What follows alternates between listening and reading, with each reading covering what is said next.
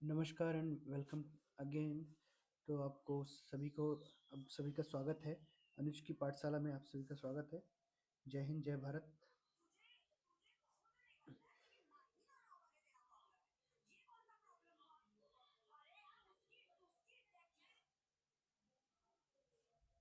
चलिए, जल्दी से सभी लोग ऑनलाइन आ जाइए। लाइव क्लास पे स्टार्ट करते हैं फिर उसके बाद।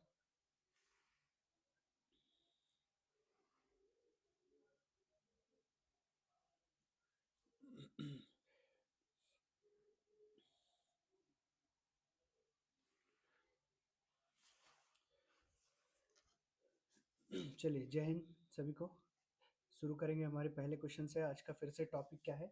भारतीय इतिहास, जो कि इससे पहले भी मैं दो क्लास में करा चुका हूँ। 2 सेशन मेरा इससे पहले हो चुका है, तो उसको आप देखने के लिए डिस्क्रिप्शन बॉक्स में जा सकते हैं। तो वेलकम आप सभी का। मैं अनुज सरकार आप सभी के बीच में।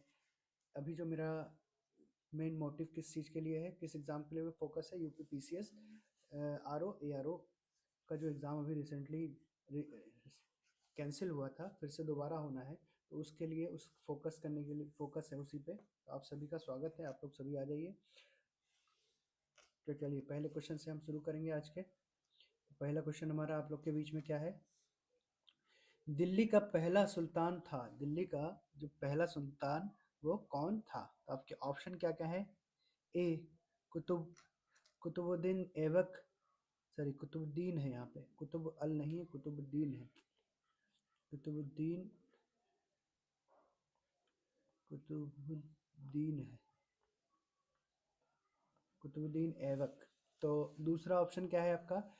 बलबन, तीसरा इल्तुतमिश, चौथा महामद घोरी, मोहम्मद घोरी। तो आपका सही उत्तर क्या हो जाएगा इसमें से? इसमें से सही उत्तर आपका क्या हो जाएगा? कुतुबुद्दीन ऐबक। कुतुबुद्दीन ऐबक जो है दिल्ली का पहला सुल्तान था। चलिए आगे बढ़ते हैं। हर क्वेश्चन के साथ मैं आपको शॉर्ट नोट प्रोवाइड कराता हूँ, जिससे कि आपको भविष्य में याद करने में आसानी हो। तो चलिए आगे बढ़ते हैं हमारे शॉर्ट नोट की तरफ। तो हमारे शॉर्ट नोट में आपके लिए है, कुतुबुद्दीन ऐबक मोहम्मद गोरी का एक पूर्व क्या है? तुर्क मामलुक मामलुक दिल्ली का पहला सुल्तान था, और उसके मामलुक वंश ने उत्तरी भारत के बड़े क्षेत्रों पर विजय प्राप्त की थी। ये कुतुबुद्दीन ऐबक है। कुतुबुद कुतुबुद्दीन ऐबक। ठीक है, चलिए दोस्तों आगे बढ़ते हैं हमारे नेक्स्ट क्वेश्चन की तरफ। तो हमारा नेक्स्ट क्वेश्चन क्या हो जाएगा? हमारा नेक्स्ट क्वेश्चन है, बाजार विनिमय द्वारा पेश किया गया था। बाजार बाजार विनिमय विनिमय वो किसके द्वारा पेश किया गया था? तो आपके ऑप्शन क्या क्या है? ए इल्तुतमिश, बी बलबन, सी गजनी का मोहम्मद, डी अलाउद्दीन खिलजी। तो इस क्वेश्चन का सही उत्तर क्या हो जाएगा? बाजार विनिमय किसके द्वारा पेश किया गया था? अलाउद्दीन खिलजी। अलाउद्दीन खिलजी द्वारा। ये सबसे क्रूर शासक था। ठीक है, चलिए आगे बढ़ते हैं। शॉर्ट नोट में आपके लिए, बाजार विनिमय प्रणाली को अलाउद्दीन खिलजी द्वारा पेश किया गया था। वह खलजी वंश का दूसरा और सबसे शक्तिशाली शासक था, जिसने भारतीय उपमहाद्वीपों में दिल्ली सल्तनत पर भी शासन किया था। ठीक है, चलिए आगे बढ़ते हैं हमारे नेक्स्ट क्वेश्चन की तरफ। दोस्तों हमारा नेक्स्ट क्वेश्चन क्या हो जाएगा? बाबरनामा किसने लिखा था? बाबरनामा जो है वो लिखा था, किसने लिखा था? तो आपके ऑप्शन क्या क्या है? ए अलबरूनी, बी अबुल फजल, सी बाना, डी बाबर। तो इस क्वेश्चन का सही उत्तर क्या हो जाएगा? बाबरनामा किसने लिखा था? बाबर ने। किसने लिखा था? स्वयं बाबर ने। अब सभी को आवाज़ आ रही होगा सर? ठीक है, चलिए आगे बढ़ते हैं। तो किसने लिखा था बाबरनामा? बाबर ने, खुद बाबर ने। चलिए आगे बढ़ते हैं। शॉर्ट नोट में आपके लिए क्या है? बाबरनामा मोहम्मद जियाउद्दीन बाबर द्वारा एक आत्मकथात्मक कार्य है, जिसमें 12 साल की उम्र में भारत में मुगल साम्राज्य की स्थापना के बाद से उनके सिंहासन पर चढ़ने का वर्णन है। बाबर को फारसी विद्वान माना जाता था। बाबर को फारसी विद्वान माना जाता था। चलिए आगे बढ़ते हैं दोस्तों हमारे नेक्स्ट क्वेश्चन की तरफ। तो हमारा नेक्स्ट क्वेश्चन क्या हो जाएगा आपका, निम्नलिखित कथनों पर विचार कीजिए, मतलब इस कथनों में से कौन सा सही है ये विचार करना है आपको। तो आपका सही उत्तर क्या हो जाएगा इसमें से, पहला ऑप्शन निम्नलिखित में कौन सा है, कथन का है अकबर एक धार्मिक सहिष्णु था, सहिष्णु था, ठीक है। तो ये क्या है, अकबर एक धार्मिक सहिष्णु था, बिल्कुल था, ठीक है। फिर दूसरा क्या है, अकबर का राजपूतों के साथ मैत्रीपूर्ण संबंध था, ये भी बिल्कुल सही था, राजपूतों के साथ मैत्रीपूर्ण संबंध था। अकबर ने गैर मुसलमानों को सताया था, गैर मुसलमानों को नहीं सताया था, बिल्कुल गलत है। जोधा अकबर जो है, अकबर जानते हैं जोधा जो थी हमारी वो हिंदू थी, तो गैर मुस्लिमों को नहीं सताया था, ये गलत है। अकबर ने एक नया धर्म पेश किया था, अकबर ने बिल्कुल एक नया धर्म पेश किया था। तो क्या क्या सही हो जाएगा, पहला, दूसरा और चौथा। तो ऑप्शन में क्या आंसर है आपके, पहला ए क्या है, एक सही है, बिल्कुल नहीं। बी तीसरा सही है, बिल्कुल नहीं। सी 1 और 3 सही है, बिल्कुल नहीं। डी 1 2 4, तो 1 2 4 ठीक है। तो ऑप्शन सही कौन सा हो जाएगा आपका, ऑप्शन नंबर डी। चलिए आगे बढ़ते हैं हमारे नेक्स्ट क्वेश्चन की तरफ। तो हमारा नेक्स्ट क्वेश्चन क्या हो जाएगा, मुगल राजा जिन्होंने संगीत का संरक्षण नहीं किया, मुगल राजा जिन्होंने संगीत का संरक्षण नहीं किया कौन था। तो आपके ऑप्शन क्या क्या है, ए बाबर, बी हुमायूं, सी शाहजहां, डी औरंगजेब। तो इसका सही उत्तर क्या हो जाएगा आपका, जो भी क्वेश्चन का उत्तर जानते हैं वो कमेंट बॉक्स में उत्तर दे सकते हैं। तो किसने संगीत का संरक्षण नहीं किया, औरंगजेब ने। किसने नहीं किया, औरंगजेब ने। चलिए आगे बढ़ते हैं दोस्तों शॉर्ट नोट की तरफ। तो औरंगजेब खुद वीणा का एक कुशल खिलाड़ी था, ठीक है, और अपने शासनकाल के पहले 10 वर्षों के दौरान संगीत का संरक्षण किया, ठीक है। लेकिन बढ़ती शुद्धतावाद और अर्थव्यवस्था की झूठी भावना ने उससे उन्हें क्या कर दिया, गायकों और अपने दरबार से निकाल दिया था, ठीक है। इसलिए उसको क्या किया जाता है कि वो संगीत का क्या नहीं था, संगीत का संरक्षक नहीं था, ठीक है। वाद संगीत हालांकि जारी रहा था, ठीक है। चलिए आगे बढ़ते हैं दोस्तों हमारे नेक्स्ट क्वेश्चन की तरफ। हमारा नेक्स्ट क्वेश्चन क्या हो जाएगा, अशोक का मुख्य रूप से महान माना जाता है क्योंकि वह, अशोक का मुख्य रूप से महान माना जाता है क्योंकि वह क्या था, आपके ऑप्शन क्या क्या है, एक ए एक सफल मौर्य सम्राट, बी उसने कलिंग युद्ध जीता, सी बुद्ध भगवान कहलाया, बिल्कुल नहीं, बुद्ध भगवान नहीं कहलाया।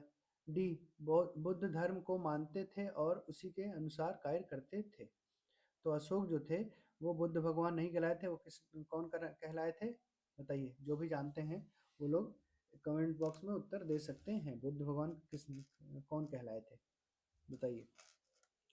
चलिए, तो इस क्वेश्चन का सही उत्तर क्या हो जाएगा, इस क्वेश्चन का सही उत्तर हो जाएगा बुद्ध धर्म को मानते थे और उसी के अनुसार कार्य करते थे।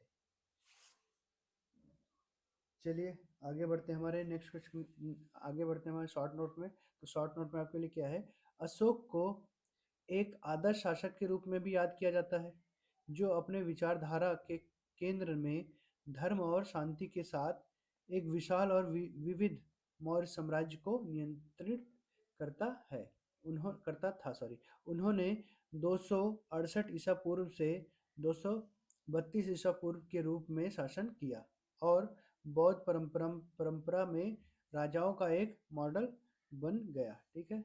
बौद्ध परंपरा में एक राजाओं का मॉडल बन गया। चलिए आगे बढ़ते हैं दोस्तों हमारे नेक्स्ट क्वेश्चन की तरफ। उससे पहले आप सभी से रिक्वेस्ट है कि हमारे चैनल को सब्सक्राइब, लाइक, शेयर और बेल आइकन दबाना ना भूलें जिससे कि आपको सबसे पहले नोटिफिकेशन मिल सके। चलिए नेक्स्ट क्या है, निम्नलिखित में से कौन सा सही ढंग से मेल नहीं खाता है। तो आपको इसमें से बताना है निम्नलिखित में से कौन सा सही ढंग से मेल नहीं खाता है। तो अशोक धर्म बिल्कुल बौद्ध धर्म को मानता था, कनिष्ठ महायान ये भी बिल्कुल सही है, हार्नर हाइन तशंग क्या था, प्रिंस ऑफ पिलग्रिम्स, ये भी बिल्कुल सही है, प्रिंस ऑफ पिलग्रिम्स था। डी बाना छापे, ये गलत है, बाना छापे नहीं थे, ठीक है। तो इसका सही उत्तर क्या हो जाएगा, ऑप्शन डी। चलिए आगे बढ़ते हैं हमारे शॉर्ट नोट में आपके लिए क्या है, चलिए आगे बढ़ते हैं हमारे नेक्स्ट क्वेश्चन की तरफ। तो हमारा नेक्स्ट क्वेश्चन क्या हो जाएगा, निम्नलिखित नेपोलियन के रूप में किसे किसे कहा जाता है। ठीक है, नेपोलियन किसे कहा जाता है। तो आपके ऑप्शन क्या क्या है, ए अशोक, बी बाना, सी कनिष्ठ, डी समुद्रगुप्त। तो इस क्वेश्चन का सही उत्तर क्या हो जाएगा आपका, नेपोलियन के रूप में किसे जाना जाता है, समुद्रगुप्त को। किसे जाना जाता है, समुद्रगुप्त को। तो आपका ऑप्शन क्या हो जाएगा सही, ऑप्शन डी समुद्रगुप्त को। चलिए आगे बढ़ते हैं शॉर्ट नोट की तरफ। तो उससे पहले आप सभी से रिक्वेस्ट है कि जो भी नए आए सबसे पहले हमारे चैनल को सब्सक्राइब कर दें, लाइक शेयर और बेल आइकन दबाना ना भूलें, जिससे कि आपको सबसे पहले नोटिफिकेशन मिल सके। और यहाँ पे इस टाइम पे मैं अभी आपको यूपी पीसीएस आरओ एआरओ का जो है एग्ज़ाम जो रिसेंटली जल्दी आने वाला है उसके लिए प्रिपेयर करा रहा हूँ अभी। वैसे ही आप ये जो क्वेश्चंस जितने हैं ये सब आपको जीके जीएस किसी भी पेपर में आते हैं वो सब आपको काम देंगे। ठीक है, आगे क्या है, गुप्त वंश के समुद्रगुप्त क्या थे, 335 से 375 ईसा पूर्व को भारत के नेपोलियन के रूप में भी जाना जाता था। इतिहासकार ए बी स्मिथ ने उन्हें अपने दरबारी और कवि हरिसेना द्वारा लिखित प्रयाग प्रशंति से ज्ञात अपनी महान सैन्य विजय के कारण बुलाया था, जो उन्हें 100 लड़ाइयों का नायक भी कहते हैं। क्या कहते हैं, 100 लड़ाइयों का नायक भी कहते हैं। चलिए दोस्तों आगे बढ़ते हैं हमारे नेक्स्ट क्वेश्चन की तरफ। तो हमारा नेक्स्ट क्वेश्चन क्या हो जाएगा, दिल्ली सल्तनत की स्थापना के लिए जिम्मेदार व्यक्ति था। दिल्ली सल्तनत किसने बनाया था। चलिए आपके ऑप्शन क्या क्या है, ए मोहम्मद गोरी, बी गजनी का महमूद, सी कुतुबुद्दीन ऐबक, डी इल्तुतमिश। तो इस क्वेश्चन का सही उत्तर क्या हो जाएगा, कुतुबुद्दीन ऐबक। कुतुबुद्दीन ऐबक ये क्या था, इसने कुतुब मीनार का बनाने की शुरुआत की थी। उसके बाद बनाया पूरा, इसको बनाया किसने था, इल्तुतमिश ने इसको पूरा किया था। ठीक है, चलिए आगे बढ़ते हैं। हमारे शॉर्ट नोट में आपके लिए क्या है, कुतुबुद्दीन ऐबक मोहम्मद गोरी का एक पूर्व तुर्क मामलुक दिल्ली का एक पहला शासक था और उसके मामलुक वंश ने उत्तरी भारत के बड़े क्षेत्र पर विजय प्राप्त की थी। चलिए दोस्तों आगे बढ़ते हैं हमारे नेक्स्ट क्वेश्चन की तरफ। तो हमारा नेक्स्ट क्वेश्चन क्या हो जाएगा, अर्थशास्त्र एक किताब है। अर्थशास्त्र एक किताब है, कौन सा किताब है वो आपको बताना है। तो ऑप्शन ए आपके पास आर्थिक विकास, बी मौर्य राज्य व्यवस्था, सी राज्य शिल्प के सिद्धांत और अभ्यास, डी विदेश नीति। तो इसमें से सही उत्तर क्या हो जाएगा आपका, बताइए। जो भी इसका उत्तर जानते हैं वो कमेंट बॉक्स में उत्तर दे सकते हैं। तो इसका सही उत्तर क्या हो जाएगा, राज्य शिल्प के सिद्धांत और अभ्यास। इसको क्या कहते हैं, अर्थशास्त्र का एक किताब। ठीक है, चलिए आगे बढ़ते हैं। हमारे शॉर्ट नोट में आपके लिए क्या है, द अर्थशास्त्री कौन, कौटिल्य द्वारा लिखित राज्य स्तरीय आर्थिक नीति और सैन्य राजनीति पर एक प्राचीन भारतीय ग्रंथ है। यह अनिवार्य रूप से राज्य और प्रशासनिक प्रणाली की एक पुस्तक है और सरकार और राजनीति की एक कला से भी संबंधित है। ठीक है, चलिए दोस्तों आगे बढ़ते हैं हमारे नेक्स्ट क्वेश्चन की तरफ। तो हमारा नेक्स्ट क्वेश्चन क्या हो जाएगा, हमारा नेक्स्ट क्वेश्चन है, डैश डैश के शासनकाल के दौरान गंधार कला को पेश किया गया था। किसके शासन के दौरान गंधार कला को पेश किया गया था। तो आपके ऑप्शन क्या क्या है, ए हर्ष, बी अशोक, सी कनिष्ठ, डी चंद्रगुप्त मौर्य। तो इस क्वेश्चन का सही उत्तर क्या हो जाएगा आपका, इस क्वेश्चन का सही उत्तर हो जाएगा कनिष्ठ। किसके शासन के दौरान गंधर कला का पेश हुआ था, कनिष्ठ के द्वारा। चलिए आगे बढ़ते हैं। तो आगे आपके लिए क्या है, Gandhara school of art Kushan सम्राट कनिष्ठ के शासनकाल में मथुरा स्कूल के साथ पहली शताब्दी ईस्वी में गंधार स्कूल ऑफ आर्ट भी विकसित हुआ था। शक और कुषाण दोनों गंधार स्कूल के संरक्षक थे, जो मानव रूप में बुद्ध के पहले मूर्तिकला प्रतिनिधित्व के लिए जाने जाते थे। ठीक है, मूर्तिकला के प्रतिनिधित्व के लिए भी जाने जाते थे। चलिए दोस्तों आगे बढ़ते हैं हमारे नेक्स्ट क्वेश्चन की तरफ। तो हमारा नेक्स्ट क्वेश्चन क्या हो जाएगा, महावंश और दीपवंश है। महावंश और दीपवंश है क्या है। तो आपके ऑप्शन क्या क्या है, ए प्राचीन भारतीय राजवंशों के हैज नाम। बी, ऐतिहासिक कविताएं भंडावत से संबंधित है। सी, भारतीय इतिहास पर प्रकाश डालते हुए सिलोनियस क्रोनोइस क्रोनोइल। डी, हिंदू धार्मिक कायर महावंशा। तो आपका सही उत्तर क्या हो जाएगा इस क्वेश्चन का? ऐतिहासिक कविताएं भड्डावाद से संबंधित है। ठीक है, चलिए दोस्तों आगे बढ़ते हैं हमारे शॉर्ट नोट के लिए। तो शॉर्ट नोट में आपके लिए क्या है? महावंश, दीपवंश, कुलवंशा प्रमुख क्या थे? भूतिद साहित्यिक रचनाएं हैं और इन्हें कभी कभी पाली भाषा में भी लिखा जाता है। इसमें लिखा जाता है पाली भाषा में। चलिए दोस्तों आगे बढ़ते हैं हमारे नेक्स्ट क्वेश्चन की तरफ। तो हमारा नेक्स्ट क्वेश्चन क्या हो जाएगा? संगम युग के दौरान तमिल देश के बारे में निम्नलिखित में से कौन सा कथन सही नहीं है? तो आपको बताना है कौन सा कथन सही नहीं है। तो आपके ऑप्शन क्या क्या है? ए, देश को पंच प्राकृतिक प्रभावों में विभाजित किया गया था। बी, लोगों ने प्यार और वीरता को महत्व दिया। सी, समाज धर्मनिरपेक्ष नहीं था। डी, महिलाओं को सीखने का अवसर दिया गया। तो इसका सही उत्तर क्या हो जाएगा आपका? इसका सही उत्तर जो भी जानते हैं कमेंट बॉक्स में उत्तर दे सकते हैं। चलिए इसका सही उत्तर क्या हो जाएगा? Option A. सही उत्तर क्या हो जाएगा? Option A. चलिए दोस्तों आगे बढ़ते हैं हमारे नेक्स्ट क्वेश्चन की तरफ। तुम्हारा नेक्स्ट क्वेश्चन क्या है? सात वाहनों ने शासन किया। सात वाहनों ने शासन किया। कहाँ पे शासन किया सात वाहनों ने? तो आपको बताना है। तो आपके ऑप्शन क्या क्या है? ए, कर्नाटक। बी, आंध्र प्रदेश। सी, कांची। डी, विजयनगर। तो इस क्वेश्चन का सही उत्तर क्या हो जाएगा? सातवाहनों ने कहाँ शासन किया था? आंध्र प्रदेश में। ठीक है, चलिए आगे बढ़ते हैं हमारे शॉर्ट नोट के लिए। तो मत्स्य पुराण के अनुसार इस वंश के 29 शासक थे। उन्होंने दूसरी शताब्दी ईसा पूर्व से लगभग 400 वर्षों तक डेक्कन सहित आंध्र देशा पर शासन किया। दूसरी शताब्दी से परे एडी सातवाहन को क्या है? शालिवाहक वाहन और शताकर्णिया भी कहा जाता था। ठीक है, चलिए दोस्तों आगे बढ़ते हैं हमारे नेक्स्ट क्वेश्चन की तरफ। तो हमारा नेक्स्ट क्वेश्चन क्या है? कौन सा समाज की अवधि के दौरान नालंदा विश्वविद्यालय की उत्कर्षण हुआ था? किस समाज के कारण जो है नालंदा विश्वविद्यालय का उत्कर्षण हुआ था? बताइए। जो भी उत्तर जानते हैं कमेंट बॉक्स में उत्तर दे सकते हैं। आपके ऑप्शन क्या क्या है? ए, मौर्य। बी, सुंगास। सी, कुषाण। डी, वर्धन। तो इसका सही उत्तर क्या हो जाएगा आपका? इसका सही उत्तर हो जाएगा मौर्य। किसके दौरान हुआ था नालंदा विश्वविद्यालय? वो मौर्य समाज के कारण। ठीक है, चलिए आगे बढ़ते हैं हमारे शॉर्ट नोट। उससे पहले आप सभी से रिक्वेस्ट है कि हमारे चैनल को सब्सक्राइब कर दें। जो भी नए आए हैं उस लाइक शेयर कर दे और बेल आइकन दबाना न भूलें।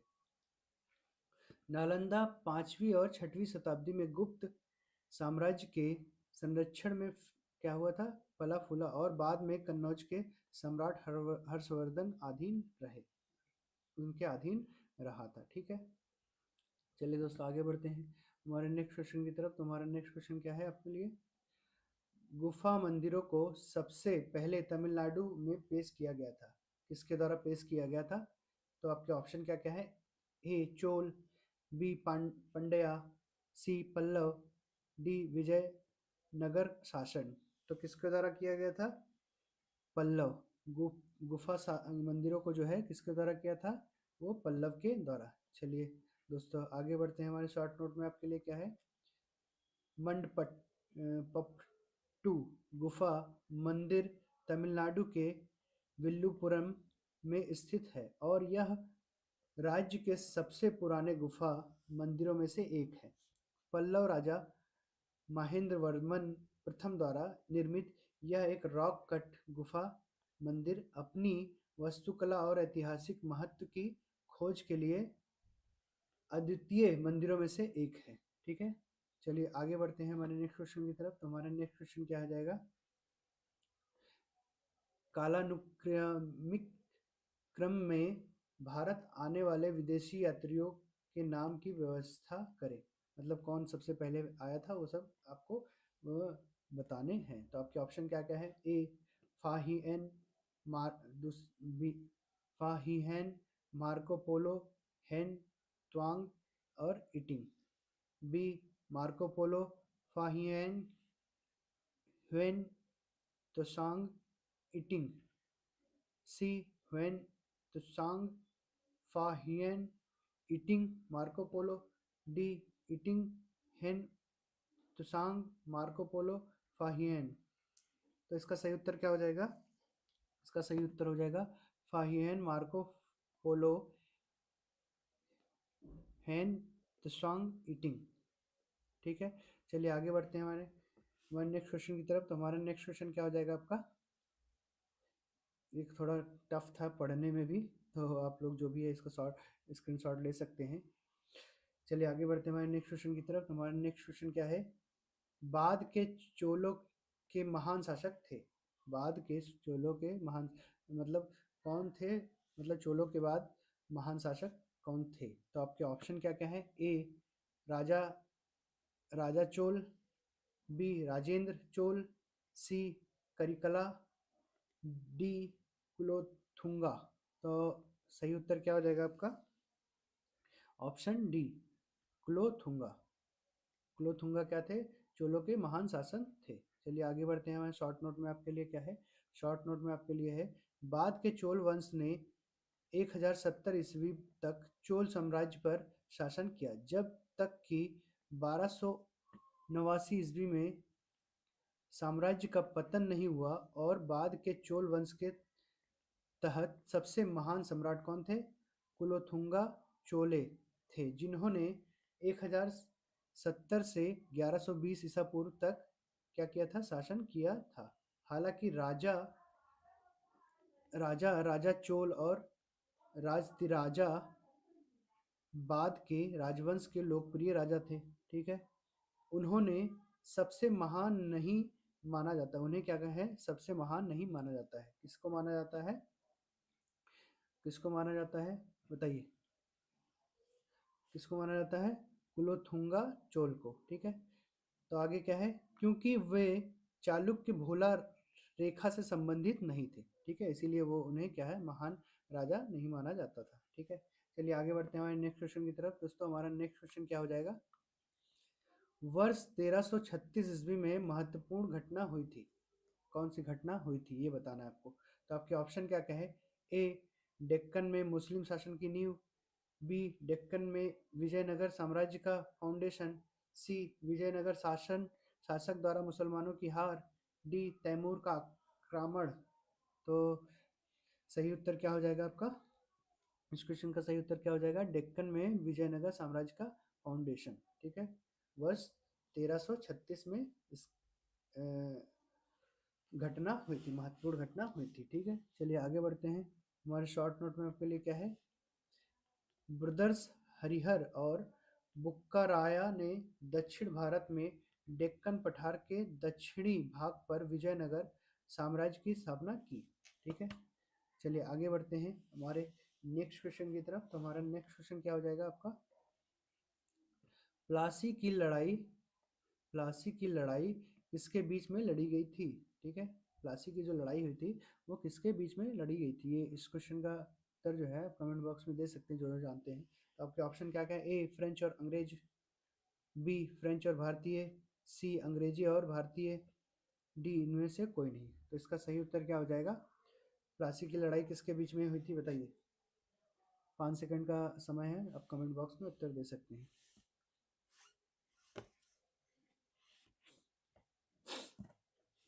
चलिए, तो इसका सही उत्तर क्या हो जाएगा, अंग्रेजों और भारतीयों में हुआ था। ठीक है, चलिए आगे बढ़ते हैं हमारे शॉर्ट नोट में।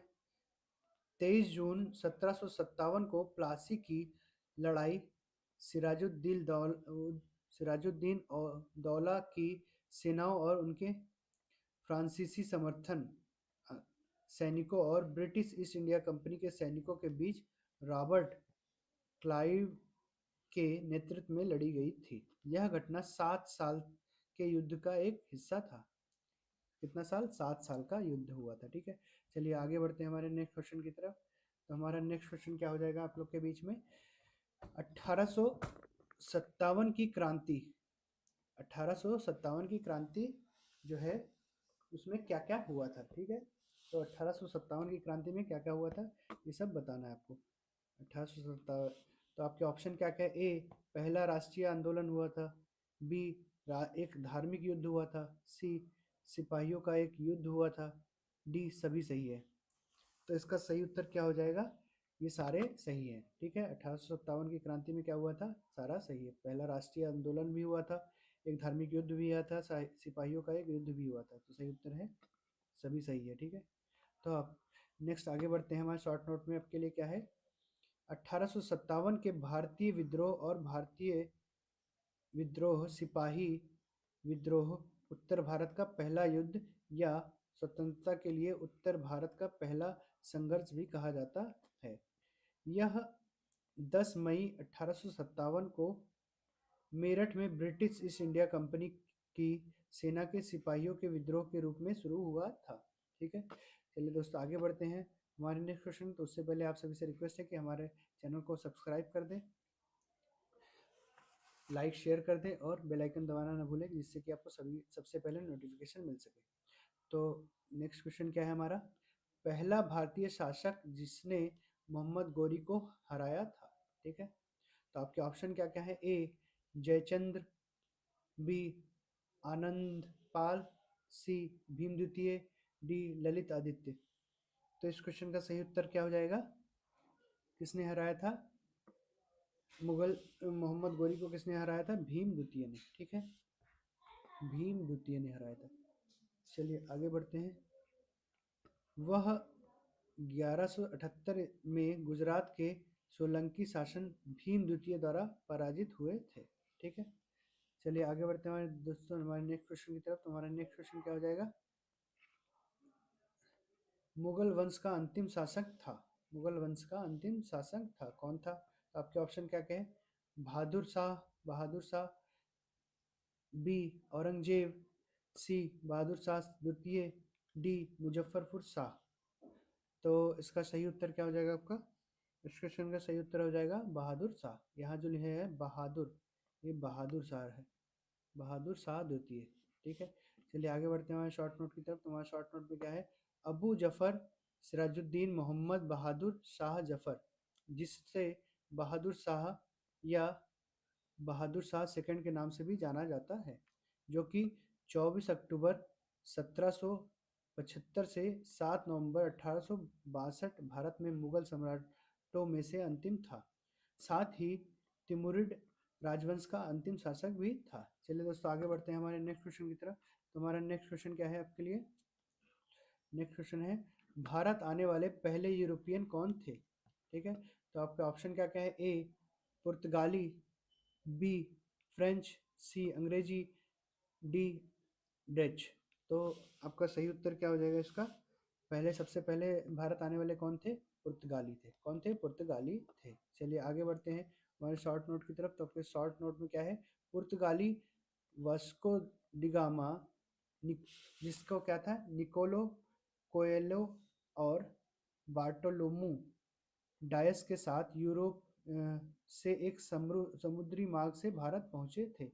वहाँ पहला यूरोपियन था। ठीक है, चलिए दोस्तों आगे बढ़ते हैं हमारे नेक्स्ट क्वेश्चन की तरफ। तो हमारा नेक्स्ट क्वेश्चन क्या हो जाएगा? आज का अभी का जो है लास्ट क्वेश्चन है हमारा। तो इसके बाद नेक्स्ट सेशन में हम फिर मिलेंगे।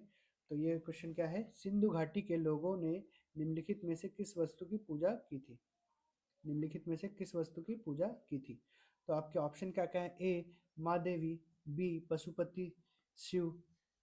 सी, पेड़ जैसे पीपल और बबूल। डी, त्रिमूर्ति। तो इस क्वेश्चन का सही उत्तर क्या हो जाएगा? सिंधु घाटी में लोगों ने किस वस्तु की पूजा की थी? तो सही उत्तर हो जाएगा त्रिमूर्ति। ठीक है, त्रिमूर्ति। चलिए दोस्तों हमारा अभी का ये सेशन जो है मैं यहीं कंप्लीट समाप्त करूँगा। उससे पहले आप सभी से रिक्वेस्ट है कि हमारे चैनल को सब्सक्राइब, लाइक, शेयर और बेल आइकन दबाना न भूलें, जिससे कि आपको भविष्य में सबसे पहले नोटिफिकेशन मिल सके।